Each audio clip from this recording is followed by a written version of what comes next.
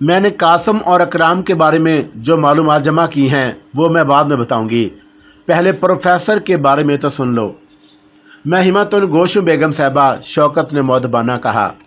मेरे ख्याल में प्रोफेसर के पास माल तो नहीं, लेकिन किसी मामले में वो अहम हो गया है। बहरहाल मैंने उस मकान से प्रोफेसर को निकालने के लिए अपने कुछ आदमी भेजे थे और उन्होंने मुझे बताया है कि वहाँ प्रोफेसर नहीं है।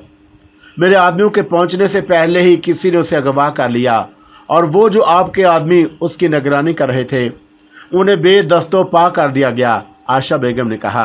बहरहाल मुझे 2 दिन के अंदर अंदर प्रोफेसर चाहिए। मेरा ख्याल है कि इस मकान से किसी बड़ी पार्टी ने उसे निकाला है। आप जानती हैं कि होटल से प्रोफेसर को किसने अगवा किया था? अभी तक तो मैं नहीं जानती, लेकिन बहुत जल्द मालूम कर लूँगी। बात यह है कि चोरों पर मोर पड़ गए और उस चोर उस बात से बिलबिला उठे हैं। तुम अपने कुछ आदमियों को चोरों की निगरानी पर लगा दो ताकि प्रोफेसर की तलाश हो सके।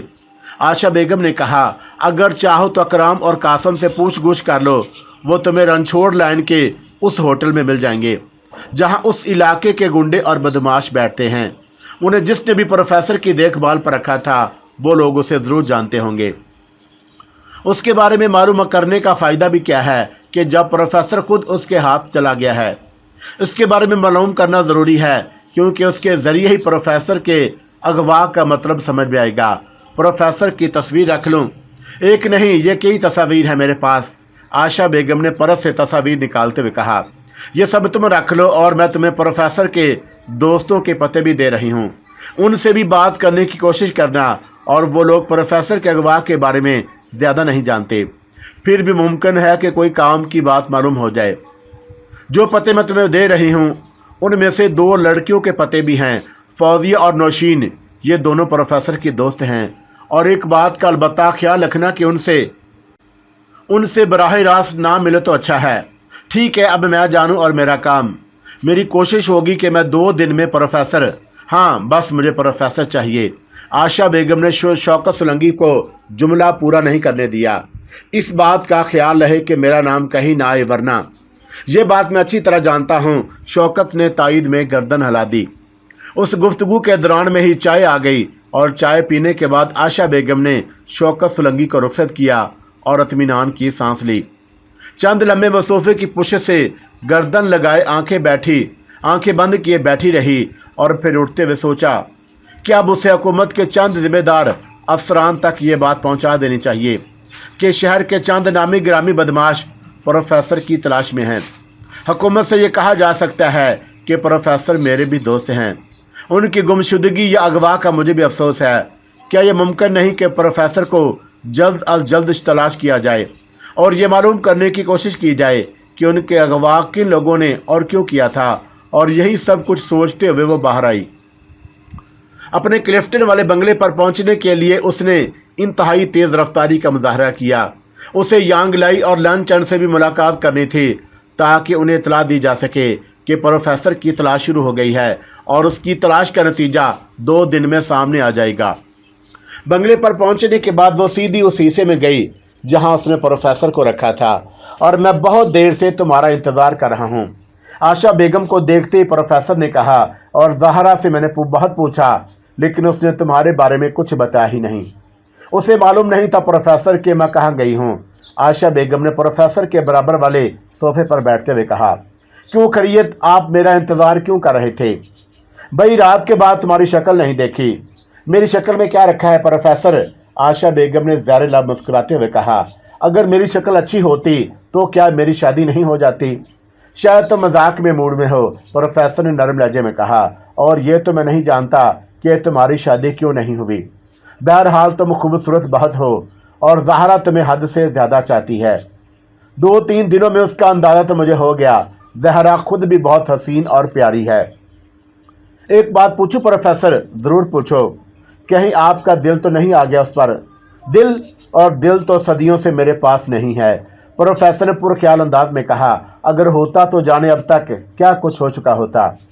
एक दिल आप किस किस को देते? और एक वक्त में तो एक ही को देता, प्रोफेसर ने कहा। और मैं असल में उस वक्त दिल देने और लेने के बारे में गौर नहीं कर रहा था।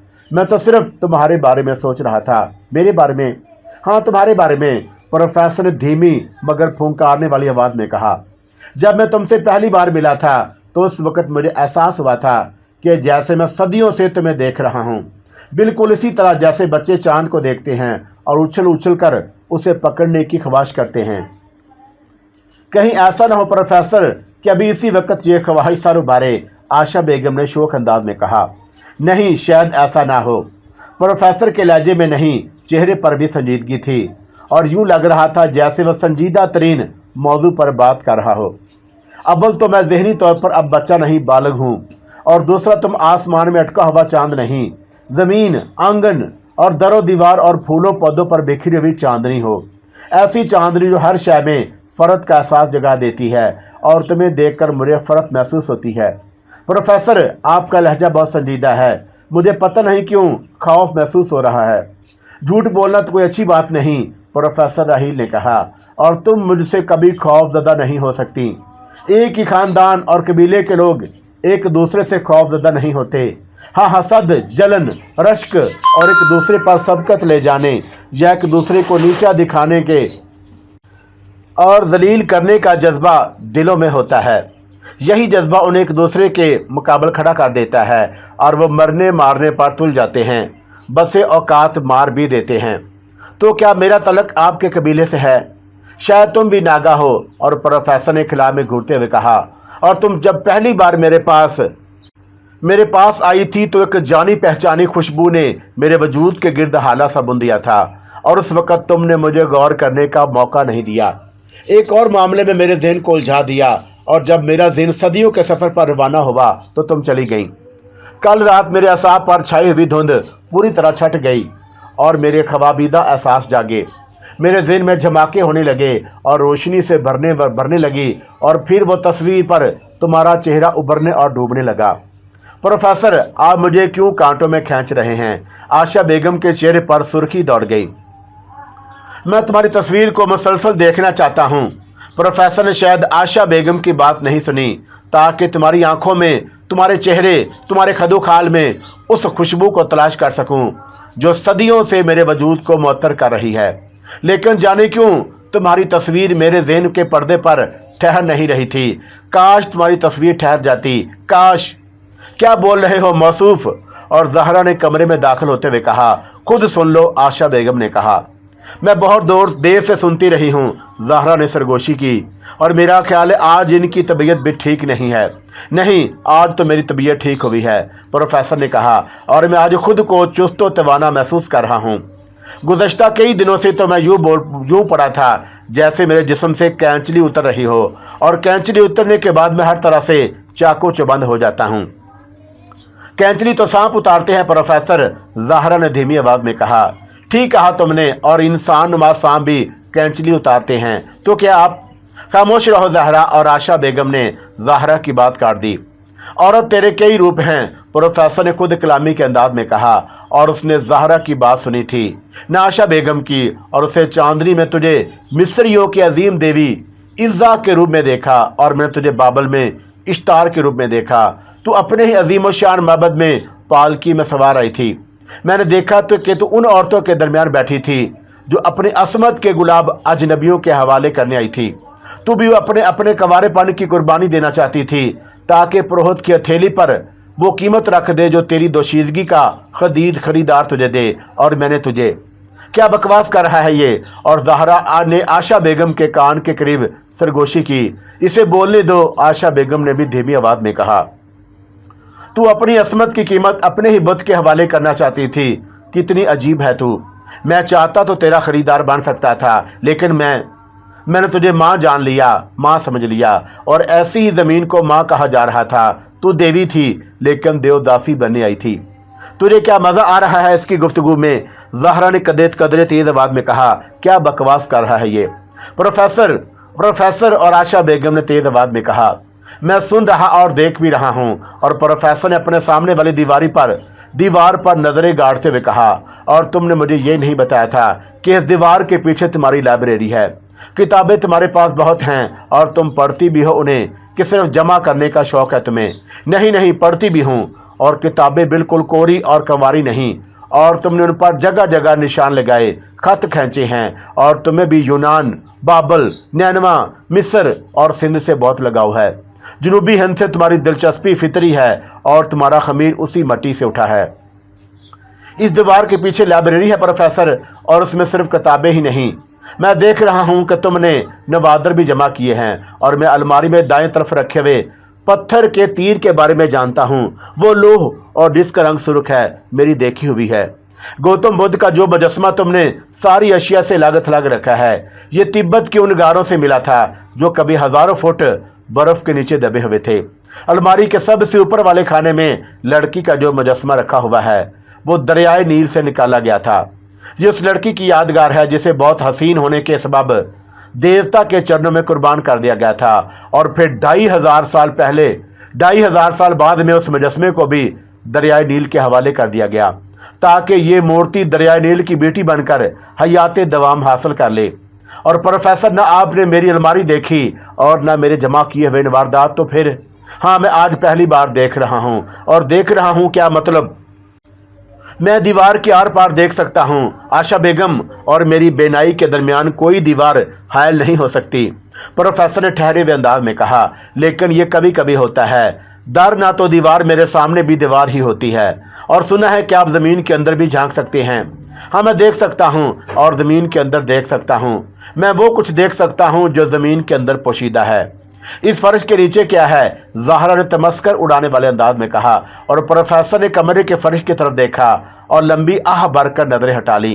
क्या हुआ प्रोफेसर? और ज़ाहरा ने कहका लगाते हुए कहा, बस खत्म हो गई आपकी बनाई की कुव्वत। आप क्यों ऐसी बातें करके लोगों की नजरों में अपनी अहमियत उजागर करना चाहते हैं? आपका ये फराड ज्यादा दिनों तक थोड़ी चलेगा। और मैं तो कहती हूं उससे आगे वो कुछ ना कह सकी, हालांकि उसने बहुत कोशिश की कि फिक्रा ही पूरा कर दे, लेकिन उसे अचानक यूं लगा जैसे उसकी जुबान मोटी होकर पूरे मुंह में भर गई हो। और बस ये उसे गलती हुई थी कि उसने तमस्कर उड़ाने वाले अंदाज में प्रोफेसर की आंखों की तरफ देख लिया था। तुम मेरा मजाक उड़ाने की कोशिश कर रही हो। और प्रोफेसर ने उसकी आंखों में मुसलसल देखते हुए कहा, ज़ाहरा, और तुम्हें बात करने की तमीज नहीं। आशा बेगम ने तुलसी से कहा, और फिर राहील से बोली, प्रोफेसर इसकी बात का बुरा ना माने, बेवकूफ है, और मुझे यकीन आ गया है कि आप दीवार के आर पार देख सकते हैं। जिस कमरे को आपने लाइब्रेरी कहा वो वाकई लाइब्रेरी है, और मेरी एक अलमारी में वो चीजें भी हैं जिनका जिक्र आपने किया है। आपने जिस कमरे को अंदर से बिल्कुल नहीं देखा, और जबकि उसके बारे में बताया तो मुझे यकीन आ गया, और ये कमरा मैं बहुत कम खोलती हूँ। अभी तक ज़ाहरा ने भी उस कमरे के अंदर से नहीं देखा। प्रोफेसर चंद लम्हे ज़ाहरा की आंखों में देखता रहा, और फिर उसकी आंखों में लहराती हुई चमक मालूम हो गई। उसने अपनी नजरें हटाते हुए कहा, मुझे अफसोस है कि मेरा लहजा कुछ तलख हो गया था। ज़ाहरा ने ठीक ही कहा था, और मुझे इसका ख्याल नहीं था कि ये बातें अपनी अहमियत में इजाफा करने की खातिर भी कही जा सकती हैं, लेकिन मैं भी शायद मजबूर हूँ। ऐसी बातें गैर इरादी तौर पर मेरे मुंह से निकलने लगती हैं, और यूं भी मुझे वो सब कुछ कहना नहीं चाहिए जो मैं महसूस करता हूँ। प्रोफेसर की आवाज़ धीमी थी, और वह फर्श को घूर रहा था, और उसकी आंखों में नदामत के रंग नुमाया थे। नहीं, ऐसी बात नहीं है प्रोफेसर, उसने बहुत गलत बात की है। आशा बेगम ने ज़ाहरा की तरफ इशारा करते हुए कहा, नहीं, गलत नहीं, ठीक बात की, और मुझे अपनी गलती का एहसास हो गया है। नसार करमानी भी यही कुछ कहता रहा है, लेकिन अंदाज मुख्तलिफ होता है। वो कहता है कि ऐसी बातें करके मैं अपने गिर्द खतरात का इसार तामीर कर रहा हूं, और शायद वो ठीक ही कहता है। इन दिनों जो कुछ मेरे साथ हो रहा है, और वो भी शायद यूं ना सोचे प्रोफेसर, आशा बेगम ने कुछ सोचते हुए कहा, मैं जानती हूं कि उन लोगों को जिन्होंने आपको अगवा किया था, उस अगवा के मकसद से भी मैं वाकिफ हूं, और वो लोग आपकी जमीन की तहों से अंदर देखने वाली सलाहियत से फायदा उठाना चाहते हैं। कौन लोग हैं वो? प्रोफेसर ने ज़हरे लब कहा, और क्या मैं उन्हें जानता हूं? जब वो आपको जानते हैं तो आप भी उनको जानते होंगे, आशा बेगम ने कहा, और मैं भी उन्हें जानती हूं, लेकिन जब तक मैं तस्दीक ना कर लूं उनका नाम नहीं लूंगी। तुम तस्दीक कर लो, प्रोफेसर ने कहा, और मैं अभी चंद दिनों तुम्हारा मेहमान रहना चाहता हूं। बसरो चश्म प्रोफेसर, आशा बेगम ने खुशी से कहा, और ये तो मेरे लिए खुश नसीबी की बात है। बेवकूफ़ है वो लोग, प्रोफेसर ने फिर खुद कलामी अंदाज में कहा, और वो मेरी सलाहियतों से कोई फायदा नहीं उठा सकेंगे। जो कुछ मैं हूं सिर्फ अपने लिए हूं, اور میرے اندر جو صلاحیتیں ہیں وہ بھی صرف اور صرف میرے لیے ہیں، اور میں ان سے فائدہ اٹھانے کے بارے میں سوچتا بھی نہیں۔ اور پھر یہ بات مجھے اچھی طرح معلوم ہے کہ میری آنکھیں دیوار کے آر پار میری مرضی سے نہیں دیکھتی، اور میں زمین کے اندر جب چاہوں تب نہیں دیکھ سکتا، اور میرا بچا ہوا کھانا ہمیشہ زہر نہیں بن جاتا۔ میری آنکھوں میں انسانوں کو مفلوج کرنے والی جو طاقت ہے وہ میری مرضی کی تابع نہیں۔ میں ماضی بعید میں جھانکتا ضرور ہوں، اور صدیوں پہلے کے واقعات کی تصاویر میرے پردہ تصور پر ضرور ابھرتی ہیں، لیکن ان کا وقت مقرر ہے، اور میں نہ میں چاہوں تو یہ ابھر سکتی ہیں۔ مجھے اس کا علم ہے، پروفیسر عائشہ بیگم نے پرخیال انداز میں کہا۔ تمہیں ضرور علم ہوگا، اور تم بھی ناگا ہو، اور تمہاری رگوں میں دوڑنے والا خون۔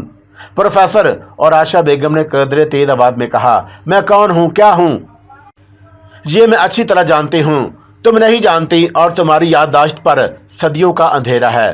میں اس اندھیرے کو دور کر دوں گا، برباد کر دوں گا، اور میں ایک دن یہ کام ضرور کروں گا، اور پھر تمہیں اپنی ذات کا عرفان ہوگا، اور جب تمہیں اپنی ذات کا ادراک ہوگا تو تم چیخ پڑو گی۔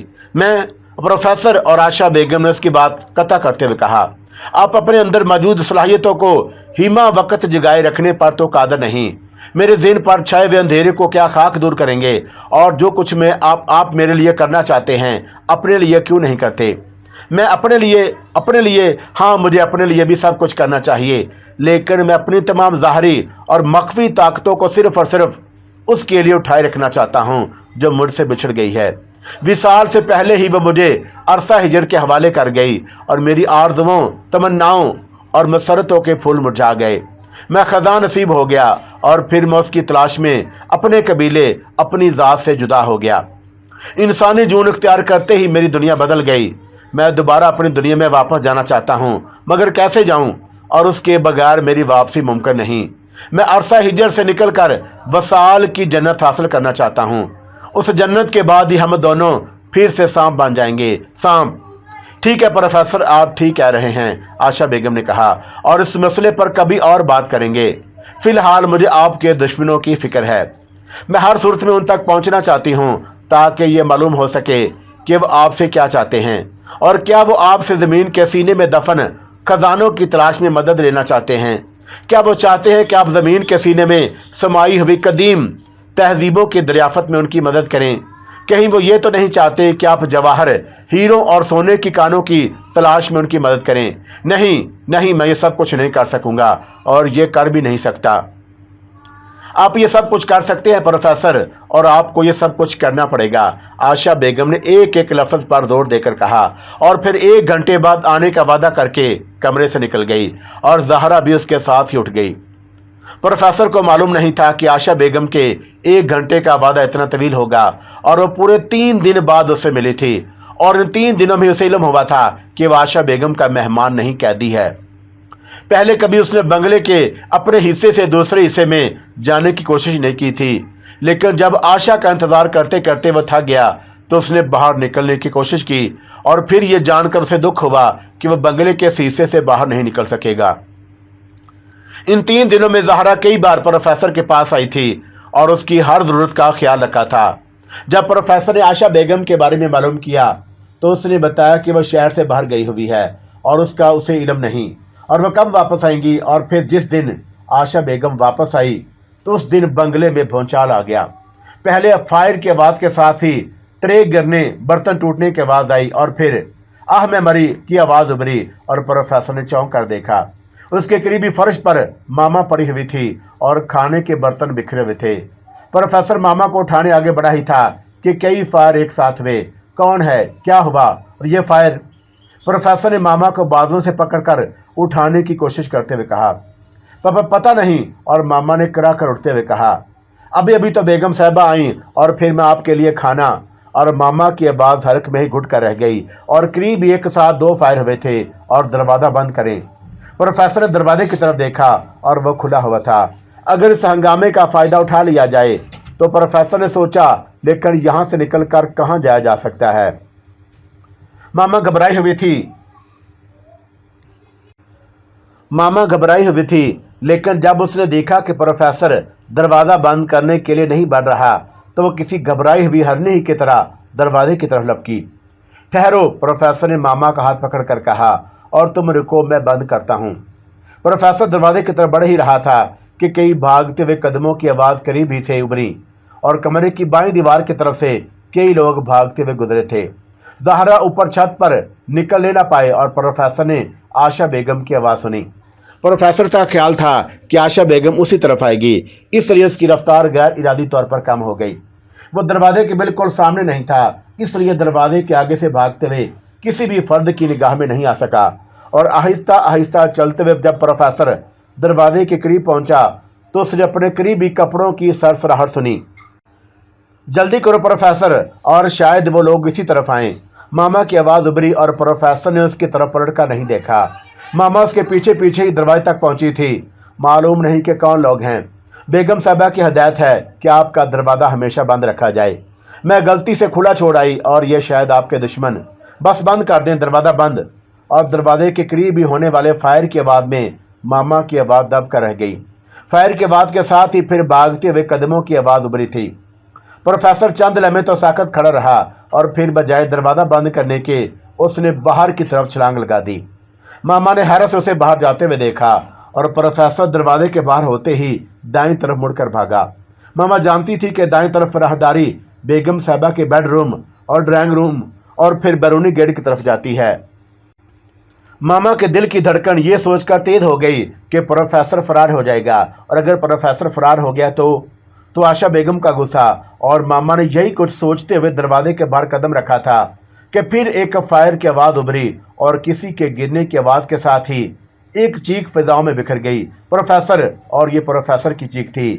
हाँ, प्रोफेसर की, और मामा के लबों से बेख्तियार निकला, आवाज़ धीमी ही थी। मामा ने प्रोफेसर के साथ ही बाहर निकलने का इरादा किया था, लेकिन प्रोफेसर की चीख ने उसकी हिम्मत का गला दबा दिया। उसने बड़ी मुश्किल से अपने अंदर कमरे से बाहर निकलने और प्रोफेसर को रोकने की हिम्मत पैदा की थी। वो दीवार से पीठ लगाए ये सोच सोच कर गहरे गहरे सांस ले रही थी कि कोई सनसनाती हुई गोली उसकी तरफ ना आ जाए। और मामा को यह तो यकीन हो गया था कि प्रोफेसर बेचारे का तो काम तमाम हो गया। उसे उठाओ, ये जख्मी नहीं है। और थोड़ी देर बाद ही दरवाजे के करीब से आशा बेगम की आवाज़ उभरी। मामा ने आशा बेगम की आवाज़ तो सुन ली थी, लेकिन वो खुद कोई आवाज़ नहीं निकाल सकी। शुक्र है कि अगर ये उस तरफ गिरता तो। और आशा बेगम के एक मुहाफ़िज़ ने कहा, और उसे कहाँ पहुँचाएं? फ़िलहाल तो इसे इसी कमरे में ले जाओ और जिसका दरवाज़ा मेरी ख्वाबगाह में खुलता है। आशा बेगम ने कुछ सोचते हुए कहा, और मेरा ख्याल है कि इसे जल्दी होश आ जाएगा और तुम कमरे ही में रहना और पुलिस आने वाली होगी। ज़हरा ने थाने फ़ोन कर दिया है और उन दोनों को तुमने समझा दिया था कि उन्हें पुलिस को क्या बयान देना है। जी हाँ बेगम साहिबा, और मुहाफ़िज़ ने दबी आवाज़ में कहा। और मामा प्रोफेसर के कमरे में ही थी। मैं जानती हूँ कि आशा बेगम ने कहा, और तुम इसे बाहर ले जाओ और मैं मामा को देखती हूँ। ये क्या हो गया बेगम साहिबा? और मामा ने आशा बेगम पर नज़र पड़ते ही कहा, कुछ नहीं, चंद अफराद प्रोफेसर को अगवा करने के लिए आए थे और मुहाफ़िज़ों ने उन्हें भगा दिया। आशा बेगम ने कहा, तुम तो ठीक हो ना? मैं ठीक हूँ बेगम साहिबा, लेकिन अब तुम अपने घर जाओ। और आशा बेगम ने सर्द आवाज़ में कहा, आज तुम्हारी छुट्टी थी और तुम्हें नहीं मालूम कि बंगले में क्या हुआ। समझ गई तुम? बिल्कुल बेगम साहिबा, मैं समझ गई। अव्वल तो तुमसे कोई पूछने नहीं आएगा, आशा बेगम ने कहा, और अगर इत्तफाक से किसी ने मालूम कर लिया तो तुम एक लफ्ज़ भी नहीं कहोगी कि यहाँ क्या हुआ। थोड़ी देर बाद ही मामा एक मुहाफ़िज़ के साथ बंगले से चली गई। मामा के जाने के बाद ही चंद सिपाही और पुलिस इंस्पेक्टर बंगले में दाखिल हुए। एक मुहाफ़िज़ ने उन्हें ड्राइंग रूम में बिठाकर आशा बेगम को उनकी आमद की इतला दी। आप लोगों को मेरे घर तक आने की जहमत हुई, आशा बेगम ने ड्राइंग रूम में दाखिल होते हुए कहा, और बस मजबूरी ही मुझे इलाके के SSP को फ़ोन करना पड़ा, वरना मैं आप ही को बराह रास्त फ़ोन करती या फिर थाने आकर। अरे नहीं बेगम साहिबा, हम लोग तो खादिम हैं, इंस्पेक्टर ने इनकसार से कहा। हुआ क्या है? बात यह है कि अब से थोड़ी देर पहले चंद अफराद मेरे बंगले में घुस आए और वो मसला थे, और जब उन्हें रोकने की कोशिश की गई तो उन्होंने फायरिंग शुरू कर दी। बस इत्तेफाक ही से मेरा चौकीदार बच गया, और मेरा अपना चौकीदार भी मसला होता है। और जब वो जवाबी फायरिंग की कोशिश कर ही रहा था कि मैंने उसे रोक दिया, और मेरा अंदाज़ा था कि वो लोग हमें नुकसान नहीं पहुंचाना चाहते थे। और ये अंदाज़ा आपने कैसे लगाया? इंस्पेक्टर ने पूछा। मुझे अंदाज़ा यूं हुआ कि एक शख्स के सामने मैं अचानक आ गई। वो चाहता तो आसानी से मुझे मार सकता था, लेकिन वो मुझसे कतरा कर निकल गया। आशा बेगम ने कहा, और वो लोग असल में कोई खास शय तलाश कर रहे थे, और मेरा ख्याल है कि वो कोई छोटी मोटी शय नहीं थी, यानी कोई ऐसी शय जिसे अलमारी या किसी मेज के दराज में बंद किया जा सके, और शायद उन्हें किसी आदमी की तलाश थी, और वह धड़ाधड़ कमरों के दरवाजे खोल और बंद कर रहे थे, और चंद ही लम्हों में उन्होंने सारे कमरे देख लिए, और उनमें से 2 अफराद बंगले की छत पर भी गए थे। जब उन्हें कहीं कुछ नहीं मिला तो फिर उन्होंने चंद हवाई फायर किए और जैसे आए थे वैसे ही चले गए। क्या आप लोगों ने उन्हें पकड़ने या रोकने की कोशिश नहीं की? पहले तो हम हवास बागता हो गए, और फिर जब उन्हें रोकने या पकड़ने का ख्याल आया तो वो लोग फरार हो रहे थे, और उसके बावजूद भी मेरा चौकीदार उनके पीछे लपका था, लेकिन उन्होंने दौड़ते हुए उस पर फायर झोंक दिया। वो गोली से बचने के लिए जमीन पर लेट गया, और जितनी देर में उठकर दोबारा उनकी तरफ लपकता वो जा चुके थे। क्या मतलब? मेरे ख्याल में तो इसका मतलब साफ है, आशा बेगम ने बुरा सा मुंह बनाकर कहा, और जिस कार में आए थे उसी कार में फरार हो गए। मेरा चौकीदार बदहवास नहीं हुआ था, इसलिए उसने कार का नंबर नोट करने की कोशिश की थी, लेकिन आपको ये सुनकर हैरत होगी कि कार पर कोई नंबर प्लेट नहीं थी। कार कौन सी थी? मेरा मतलब है मॉडल, रंग। आम सी टोटा कार थी, आशा खान ने कहा, और फिर जेन पर जोर देते हुए बोली, सही रंग बताना तो मुश्किल है, वैसे उसे आसमानी रंग कहा जा सकता है। बंगले में कितने अफराद रहते हैं? इंस्पेक्टर ने तफ्तीश करने के वाले अंदाज में सवाल किया। अफराद तो नहीं है इंस्पेक्टर, आशा बेगम ने फीकी सी मुस्कुराहट लबों पर बखेरते हुए कहा। मेरी सेक्रेटरी ज़ाहरा एक चौकीदार के साथ मार्केट गई हुई थी, और मेरी बारवरचन की तबीयत आज खराब है, इसलिए वो आई नहीं, और बंगले में इस वक्त एक चौकीदार, मेरे 4 कुत्ते और एक मोर और मैं। कुत्ते भी हैं बंगले में? और इंस्पेक्टर ने हैरत से पूछा। हाँ हैं, आशा बेगम ने कहा, लेकिन मैं उन्हें खोल नहीं सकी। अगर मैं उन्हें खोल सकती तो वो आने वालों में से 1-2 को जख्मी जरूर कर देते, और ये भी मुमकिन था कि 1 आधा ज़ाया भी हो जाता, और काश मुझे कुत्तों को खोलने का ही ख्याल आ जाता। क्या आप बता सकती हैं कि उन लोगों को किस चीज़ की तलाश थी? उन लोगों के जाने के बाद अब तक मैं इसी बात पर गौर कर रही हूँ, लेकिन मेरी समझ में तो नहीं आता कि उन्हें किस की तलाश थी। ऐसा तो नहीं कि किसी से आपकी दुश्मनी हो और वो आपको खौफजदा करना चाहता हो? मैंने इस पर भी गौर किया। अव्वल तो किसी से मेरी कोई दुश्मनी नहीं, और इस शहर में मेरे दोस्त ही दोस्त हैं, और यूं भी मैं दोस्ती इस हद तक नहीं बढ़ाती कि वो किसी जलन और दुश्मनी को जेब दे। और जहां तक मुझे खौफजदा करने वाली बात है तो इंस्पेक्टर, वैसे ही मैं दस्तोबा औरत हूँ और बेज़रर सी, इसलिए खुद ही खौफजदा रहती हूँ, और किसी खौफजदा को मजीद खौफजदा करने से किसी को जरूरत कहाँ रहती है? और फिर सवाल ये पैदा होता है कि वो कौन लोग थे? आशा बेगम ने धीमी आवाज में कहा, और अगर उसका जवाब मेरे पास होता तो मैं जरूर देती। इंस्पेक्टर और सिपाही जितनी देर बैठे रहे, आशा बेगम से मुख्तलिफ सवालात करते रहे, और फिर इंस्पेक्टर ने उठते हुए कहा, अगर आप कहें तो मैं चंद सिपाही बंगले पर। नहीं इंस्पेक्टर, फिलहाल मैं तमाशा बनना नहीं चाहती, आशा बेगम ने इंस्पेक्टर की बात कता करते हुए कहा, और मेरा गेट पर बावर्दी सिपाही खड़े होंगे तो बेवजह इलाके में खौफ व बहरात फैल जाएगा। मैं नहीं चाहती कि मेरी वजह से अहले मोहल्ला की नींदें हराम हो जाएं। हाँ, अगर ज़रूरत महसूस करूंगी तो फ़ोन कर लूंगी। चलिए ठीक है, और मैं चंद सिपाही आपके लिए थाने में रोक लूंगा, और जैसे ही आपका फ़ोन आएगा वो मसला सिपाही 10-15 मिनट के अंदर अंदर बंगले पर होंगे। इंस्पेक्टर वगैरह के जाने के बाद आशा बेगम ने बंगले के बैरूनी गेट को लॉक करने का हुक्म दिया और अपनी ख्वाबगाह की तरफ बढ़ गई। वो अपनी ख्वाबगाह में खुलने वाले दरवाजे से ही प्रोफेसर तक पहुंचना चाहती थी, और उसका ख्याल था कि प्रोफेसर को इस वक्त तक होश आ गया होगा, और आज से ये अंदाजा भी हो गया था कि प्रोफेसर सर पर लगने वाली हल्की सी चोट से भी बेहोश हो जाता है। प्रोफेसर मार्टिन पूरी तैयारी के बाद मकान से बाहर आया, और जो कुछ उसे आज करना था उसमें आलिया कमाल कहीं फिट नहीं हो रही थी। यही वजह थी कि उसे तन्हा ही अपनी मुहिम पर रवाना होना था। निकलने से पहले उसने सरसरी अंदाज में अखबार पर निगाह डाली। उसकी नजरें अचानक उस खबर पर रुक गईं, और जिसमें आशा बेगम के बंगले की तलाशी का जिक्र था। आशा बेगम के बंगले की तलाशी वाली खबर तुमने पढ़ी? उसने आलिया से पूछा। हाँ पढ़ी है, आशा बेगम तो हमारी लिस्ट पर भी हैं, आलिया ने कहा, और तुम उस महम से वापस आओ तो फिर उससे भी मिल लेते हैं। नहीं, अब मिलना बेकार है, प्रोफेसर मार्टिन ने पुरख्याल अंदाज में कहा, और जो लोग उसके बंगले में दाखिल हुए थे उनके हाथ कुछ भी नहीं लगा, और मैं उससे मुख्तलिफ अंदाज में सोच रही हूँ। मसलन, मार्टिन ने शलवार शर्ट पर वास्कट पहनते हुए कहा, मैं जो कुछ सोच रही हूँ मुमकिन है कि वो दुरुस्त ना हो, लेकिन मेरा ख्याल है कि आलिया कमाल ने कहा, और जो लोग आशा बेगम की तरफ मतवजा हुए हैं वो पागल तो नहीं हो सकते। उन्हें लाजमी तौर पर यह इतला मिली होगी कि राहील आशा बेगम के बंगले में है, और जब इस इतला पर वहां पहुंचे तो उनके हाथ कुछ भी नहीं लगा, और उससे यह अंदाजा लगाना कि प्रोफेसर सिरे से वहां था ही नहीं गलत है। मेरा ख्याल है कि प्रोफेसर वहां था, ऐन वक्त पर उसे हटा दिया गया, और मुमकिन है कि आशा बेगम को कहीं से सुन गुन मिल गई हो। कुछ लोग प्रोफेसर राहील को उठाने आ रहे हैं और बस उसने प्रोफेसर को गायब कर दिया। तुम्हारी मुंतक तो काबिल गौर, मार्टिन ने कहा। ठीक है, तुम अपना काम करके आओ तो फिर इस मसले पर गौर करते हैं, और आशा बेगम से मुलाकात भी।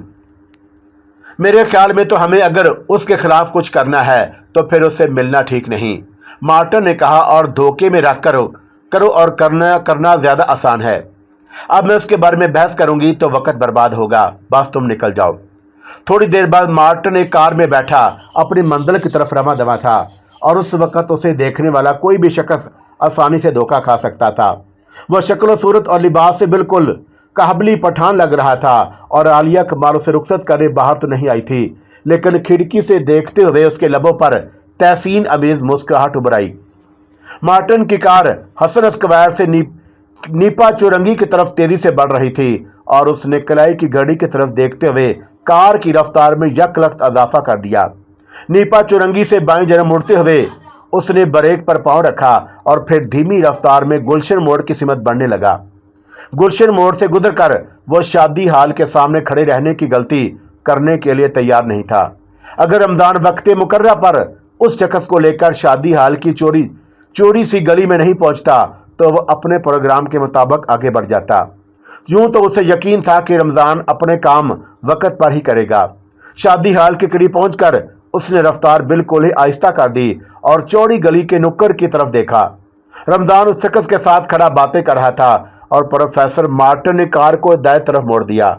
दूसरे लम्हे वो रमजान और उस शख्स के करीब से गुजर रहा था, और उन लोगों के करीब से गुजरते हुए उसने एक निगाह अकबी आईने पर डाली।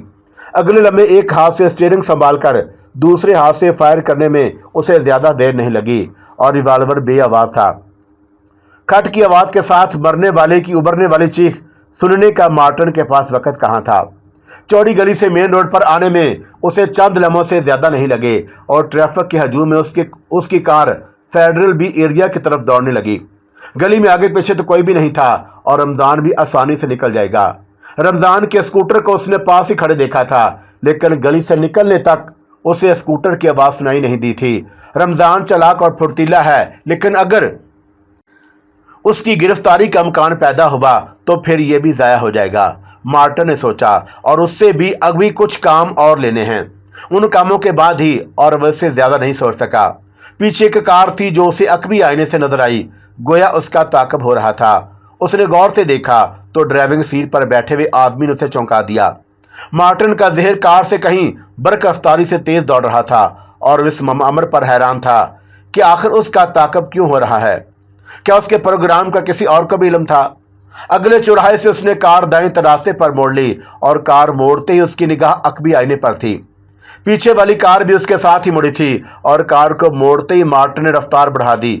चंद लम्हे तो वो पीछे वाली कार की रफ्तार में इजाफा नहीं हुआ, लेकिन फिर वो बहुत तेजी से उस कार के करीब पहुंच गई। मार्टिन का जहन तेजी से काम कर रहा था, और उसको गुंचा देना बहुत जरूरी था। यह सोचते ही मार्टिन अपने ड्राइविंग के जोहर दिखाने शुरू कर दिए। बात फिर क्या था कि ताकब करने वाले के फरिश्तों को भी इल्म ना हो सका कि मार्टिन की कार किधर को मुड़ी और किधर गायब हो गई, और थोड़ी देर बाद मार्टिन अपने घर पहुंच चुका था। मकान पर पहुंचने के बाद थके थके अंदाज में उसने टोपी और वास्केट उतारकर सोफे पर फेंकी, और सोफे पर बैठने के बाद मसनूई मूछें अलग की। मेरा ख्याल है काम हो गया, और आलिया ने उसकी हालत का जायजा लेते हुए पूछा। काम तो हो गया, लेकिन वह उल्लू का पट्टा। टेलीफोन की घंटी ने उसे फिक्रा पूरा नहीं करने दिया, और टेलीफोन सेट ज्यादा दूर नहीं था।